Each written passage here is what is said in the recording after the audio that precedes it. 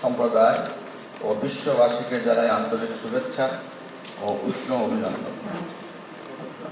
মহামতি যীশুখ্রিস্ট ছিলেন সত্যান্বেষী এবং আলোর দিশারি। এই দিনেই পৃথিবীতে তার আগমন ঘটে।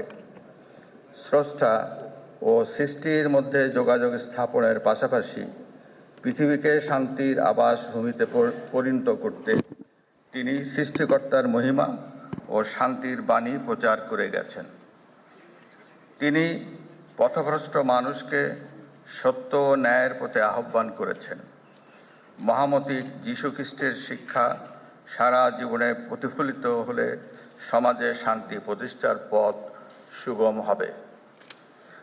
যীশুখ্রিস্ট সর্বদা মানুষকে ভালোবাসা, সেবা, ক্ষমা, ন্যায় প্রতিষ্ঠা সহ শান্তিপূর্ণ সহ অবস্থানের শিক্ষা দিয়েছেন।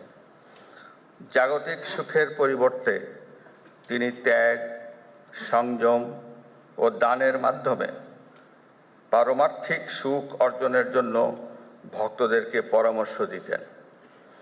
মন্দের বিনিময়ে কারো মন্দ না করে সকল মানুষের দৃষ্টিতে যা উত্তম ভেবে চিনতে তাই করার জন্য ভক্তদের পরামর্শ দিতেন।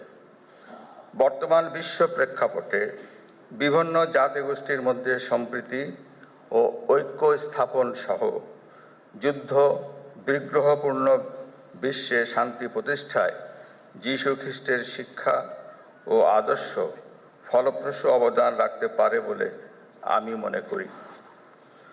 সকল ধর্মের মূল কথা হচ্ছে মানুষের সেবা ও কল্যাণ। তাই ধর্ম বর্ণ নির্বিশেষে সকলকে দেশ ও জনগণের কল্যাণে কাজ করতে হবে। বাংলাদেশ সাম্প্রদায়িক সম্প্রীতির দেশ এবং এটা বিশ্বে একটি অনন্য উদাহরণ। এদেশের সকল ধর্মের মানুষ নিজ নিজ ধর্ম ও আচার অনুষ্ঠানাদি স্বাধীনভাবে ও আনন্দঘন পরিবেশে আবহমান কাল থেকেই পালন করে আসছে। একটি বৈষম্য ও দুর্নীতিমুক্ত এবং ন্যায়ভিত্তিক রাষ্ট্র প্রতিষ্ঠায় সাম্প্রদায়িক সম্প্রীতির বন্ধনকে আরও মজবুত করতে হবে। জাতি ধর্ম নির্বিশেষে সকলের প্রচেষ্টায় গড়ে উঠুক একটি আধুনিক ও উন্নত বাংলাদেশ। বিশ্ব এগিয়ে যাক শান্তি, কল্যাণ ও আলোর পথে। এবারের বড়দিনে এই হোক আমাদের প্রত্যাশা। শুভ বড়দিন। খ্রিস্ট ধর্ম সম্প্রদায়ের সকলের জন্য বয়ে আনুক অনাবিল আনন্দ ও কল্যাণ।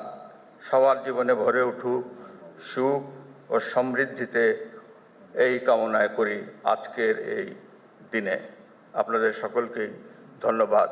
বাংলাদেশ চিরজীবী হোক।